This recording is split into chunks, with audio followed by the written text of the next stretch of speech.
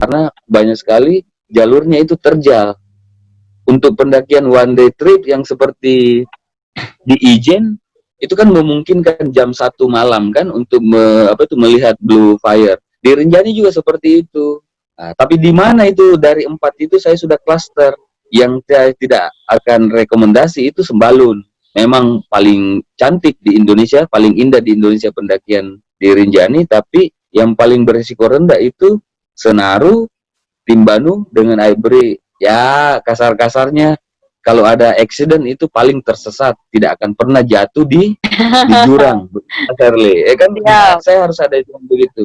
Yang kedua, evakuasi. Ternyata sudah lama, sejak 2018 itu di TNGR ada namanya kelompok lembaga EMHC, Edelweiss Medical Health Center, yang sudah berjalan. Sisa saya kuatkan, itu melayani semua jalur pendakian, disupport oleh pihak asuransi kerjasama dengan Taman Nasional. Jadi ada kelompok untuk SAR-nya. Selama ini sudah jalan. Jadi ada klaster resiko, tidak semua jalur yang akan saya buka dengan pertimbangan tingkat resiko, ada rencana mitigasi kalau terjadi kecelakaan. Ada program pemerintah NTB itu zero waste. Saya sudah buat SOP sampah, sisa saya kuatkan mengenai organisasi supaya Rinjani begitu dibuka ya tidak lagi ramai bahwa Rinjani tempat sampah. Saya nanti dimarahin sama Jakarta sama Mas Moko kok buka banyak sampahnya kan begitu. Jadi sudah ada rencana. Jadi pada dasarnya sebenarnya Rinjani udah siap dibuka ya, tinggal nunggu SK bandara dibuka, terus kabupaten membuka gitu ya, Pak Dedi ya. Iya, iya seperti itu. PR-nya adalah menyampaikan ke publik di ruang yang sempit ini dengan kerinduan yang sudah lama dan perut yang sudah keroncongan karena sebenarnya pernah menyampaikan juga ke publik itu mudah loh Pak Dedi, tinggal ngubungin FMI, tinggal ngubungin APGI, itu mereka pasti kesiar besar-besaran itu. iya Jadi itu di media dibuka sosial lewat kita sudah Senaru. Mbak, sudah Nah, Mbak. Tapi kan begini, Indonesia itu berpulau-pulau Nusantara kita ini, ya kan? iya. Ya, di Pulau Jawa, maaf nih, mungkin pendakinya lebih teredukasi, Mas Harley, kawan-kawan, ya kan? Iya. Lebih banyak pendaki yang cerdas dan bertanggung jawab untuk mendapatkan berita, sumber berita dari media sosial yang resmi. Di luar Jawa, Mbak, kondisinya harus saya hitung sampai segitu. Saya mengikuti perkembangan medsos. Saya kan punya tim hunting medsos di NTB. Oh, banyak yang Mohon maaf, Mas Didi, saya potong. Nah, dari sini ada pertanyaan dari Adityo. Ya. Maaf Mbak atau Bang, saya ingin bertanya, di kondisi seperti ini, jika organisasi pecinta alam ingin mengadakan kegiatan pendakian, pasti akan sangat sulit. Apalagi untuk perizinan dari sekolah dan orang tuanya. Kira-kira dari Mbak Vita atau abang-abang sekalian ada saran tidak untuk solusinya? Gitu. Mungkin dilempar ke Mbak Vita dulu atau kan Mbak Vita? Oh, boleh. Sebenarnya itu adalah isu dari dulu, nggak perlu yang sekarang sih ya, bahwa setiap orang tua, setiap sekolah pasti ragu-ragu ketika pencinta alamnya, kalau ekskul pencinta alamnya mau bawa anggotanya naik gunung, itu sih udah masalah dari dulu. Tapi sebenarnya kalau dibilang makin sulit ya enggak, prosedurnya pasti sama, bahwa izin itu mesti diberikan pertama dari sekolah, dan sekolah biasanya menyetujui seizin para orang tua gitu kan. Biasanya ada, kalau zaman aku dulu ada PWMG, sekarang apa ya istilahnya aku nggak tahu. Nah cuman pasti ada komite itu gitu, komite sekolah yang mempertimbangkan itu. Kalau kondisi sekarang yang dikhawatirkan oleh sekolah dan orang tua, ya terutama orang tua, yang dikhawatirkan oleh orang tua adalah kesiapan dari anak-anaknya, kesiapan dari para pendakinya gitu, seberapa siap. Nah itu jadi tugas, menurut aku sih itu jadi tugasnya si klub pencinta alamnya untuk meyakinkan bahwa ekspedisi ini, perjalanan ini sudah dipersiapkan dengan baik, dan yang paling bagus kalau misalnya didukung oleh ada dewan, bukan dewan kali ya, ada tim penasehatnya lah gitu. Nah, penasehatnya ini harus orang-orang yang sudah dikenal sama sekolah, sudah dikenal sama para orang tua. Jadi portfolionya jelas lah, bukan pendaki, kalau istilah sekarang bukan pendaki kaleng-kalengan gitu loh. Jadi, nah ketika persiapan itu sudah dilakukan, ya tinggal perjuangan meyakinkannya. Itu aja sih sebenarnya kalau dari saya ya. Mungkin dari Harley ada ide lain? Ya, mungkin ada tambahan aja. Benar sih kata Mbak Vita, memang dari dulu ya. Ini kasus dari dulu. Bahkan dulu beberapa gunung kita wajib bawa surat orang tua ya. Izin dari orang tua. Sekarang malah nggak ada ya. Sekarang malah nggak wajib. Padahal itu sebenarnya bagus ya. Harusnya itu tetap ada ya, harusnya sih. Dan sebenarnya masalah ini sih kalau menurut saya itu masalah ini kembali kepada kita juga sebenarnya, teman-teman pegiat terus pendaki. Karena mungkin banyak berita yang muncul, hilang di gunung, mati di gunung, kecelakaan di gunung, munculnya lebih banyak muncul itu ya. Sekarang bagaimana memunculkan nilai-nilai positif dari kegiatan alam terbuka ini lebih muncul gitu loh. Manfaat-manfaat itu jadi bisa mengimbangi informasi-informasi yang mungkin lebih negatif yang muncul, karena informasi negatif itu lebih cepat naik daripada yang positif. Tapi ini tergantung dari kita semua gitu loh. Bagaimana kita semua tadi tetap kembali kepada kita juga, bagaimana untuk agar kecelakaan itu turun, agar nilai kerusakan sampah kan, berita sampah kan jadi jelek kan. Nah itu makanya tadi yang mengarahkan zero waste and zero accident itu bagaimana. Nah ini tugas kita bersama sih sebenarnya. Iya, betul. Jadi biar nilai positifnya muncul, nanti otomatis orang tua dengan ternyata nilainya positif, dan dari situ juga mungkin teman-teman bagaimana bahwa di sini bukan hanya sekedar kelihatan gitu, ternyata banyak manfaat, bahkan berkarya atau apa. Jadi akan otomatis akan muncul sendiri kepercayaan itu. Itu sih mungkin tambahan aja sih. Itu ya. Aku mau nyambung sedikit komennya Harley barusan. Ini menarik ya. Mungkin yang dititik beratkan bukan pendakiannya, tapi apa yang bisa didapat gitu. Mungkin ekspedisi flora fauna Gunung Rinjani gitu. Nah, padahal untuk melakukan ekspedisi flora dan fauna itu ya orang harus menyusuri gunung itu gitu. Jadi pendekatannya ya yang berbeda. Itu sih yang kepikiranku barusan itu. Nambah saya boleh? Boleh. Dari sisi pengelola, kalau teman-teman KPA kan lebih bagus kalau KPA kan artinya ada yang tanggung jawab kelompok kan, ada penanggung jawab. Kalau dari mahasiswa ada penanggung jawab pasti dosen kan, seperti itu. Ini lebih enak. Jadi memang screening di petugas juga penting. Saya setuju bahwa dulu kalau waktu kita SD kan itu ada surat dari orang tua, surat pernyataan gitu ya. Sekarang kayaknya langsung aja tuh. Langsung aja. Jadi kalau saya sih begini, kalau KPA karena mereka punya dasar penguatan kelembagaan pada saat pendidikan dasar itu, karena kebetulan saya juga dari KPA ya, biasanya ada dari senior-senior itu menyampaikan kebiasaan melakukan aktivitas outdoor selama ini oleh senior. Jadi banyak hal yang positif yang bisa ditelurkan dari seniornya itu.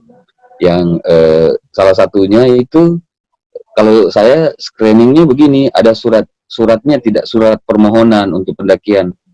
Saya sekarang, dan yang paling penting mengetahui gunung itu tutup atau buka, ya kan? Cuman kan masalah kita di Indonesia, mau tutup mau buka, kerinduan harus dipenuhi. Harus dipenuhi.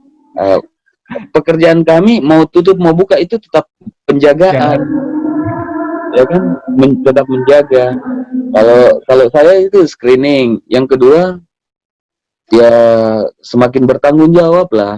Guru juga harus bertanggung jawab. Ini off the record aja. Pada saat Rinjani ditutup sekarang ini, ada suami istri guru loh mendaki ilegal, posting lagi. Begitu saya layangkan surat panggilan, saya panggil, saya enggak marahin, saya cuma nanya, Bapak ini kan dan Ibu ini kan pendidik. Bagaimana mau mendidik kalau di medsosnya provokasi pendakian dan bangga dengan mendaki ilegal? Sudah tertunduk tuh. kan begitu kan? Ya, betul. Jadi banyak cara sebenarnya. Jadi edukasi itu menjadi penting memang.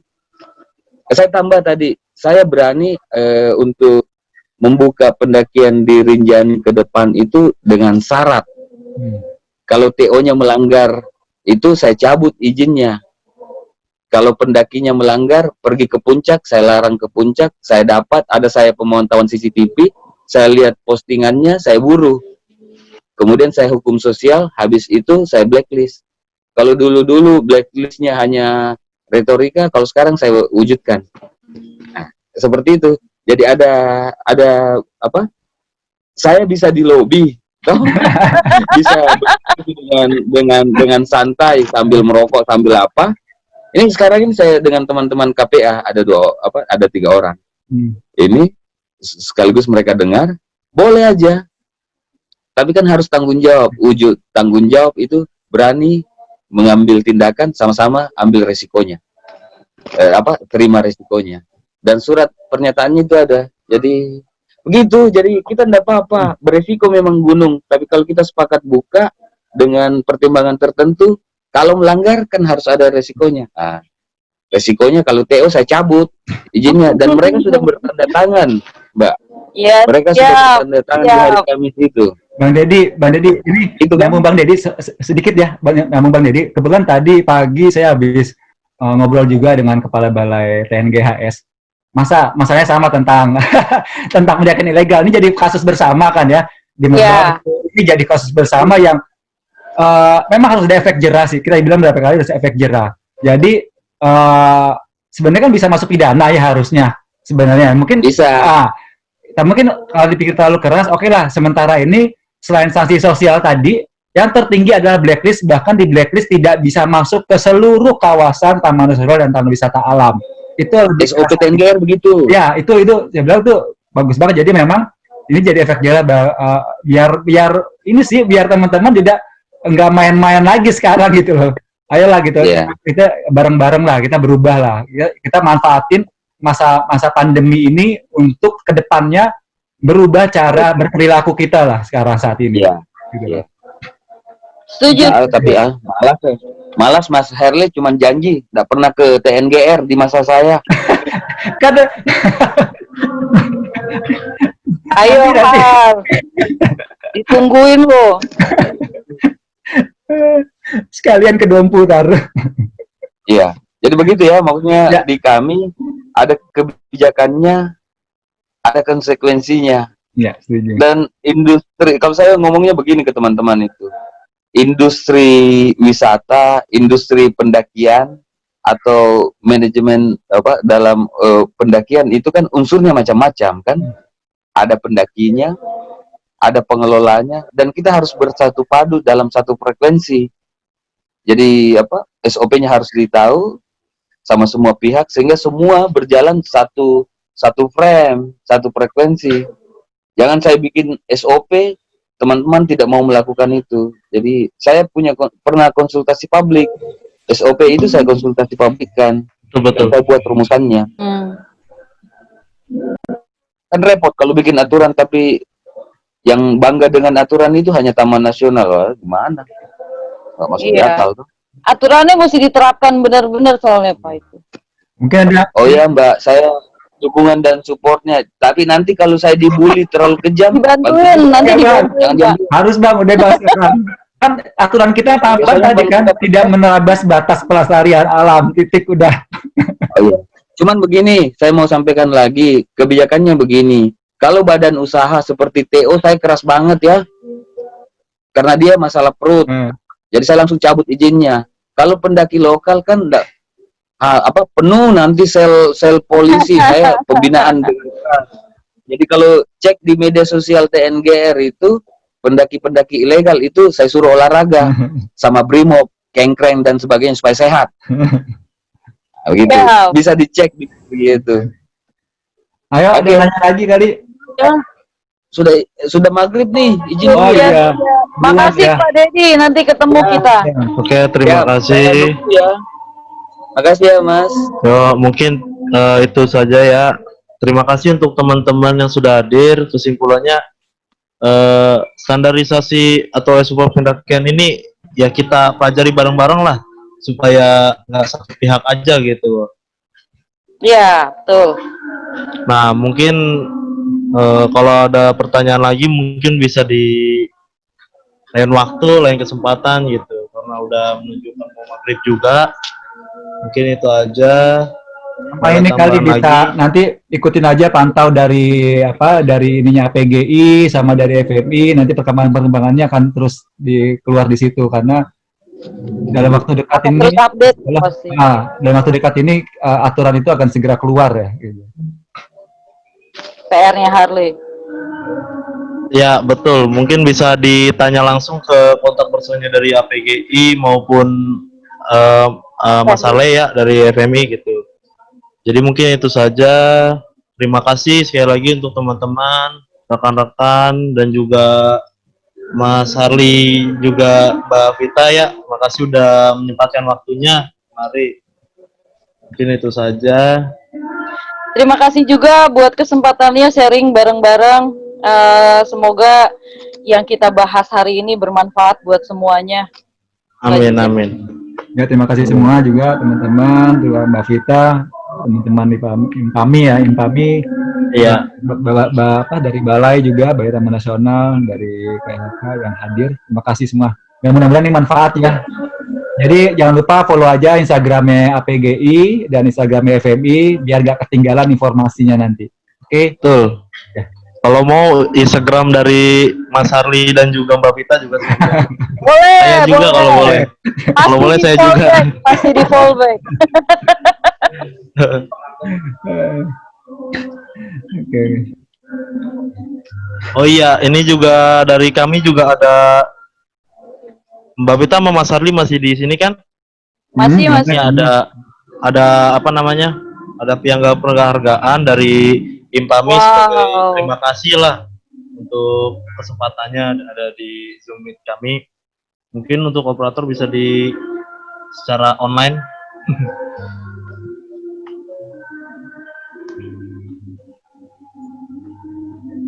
Nah, dapat ya. ini untuk Mas Harli ya. Ya, makasih.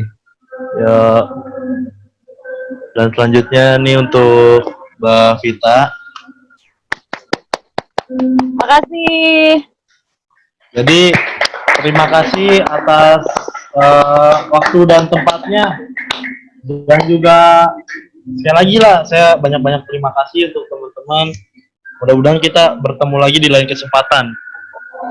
Mungkin ini boleh ya penghargaannya tolong di share di IG, jadi nanti aku bisa taruh di IG ku gitu.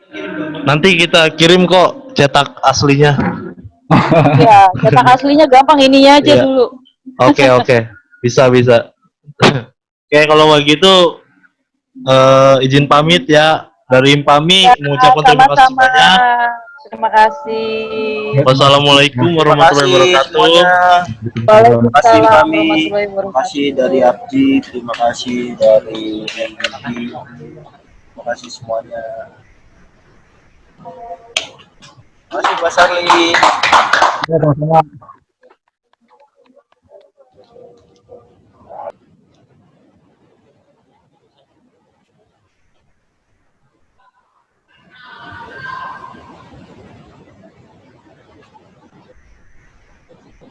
Oh masih host brother. Lift dulu lah grupnya.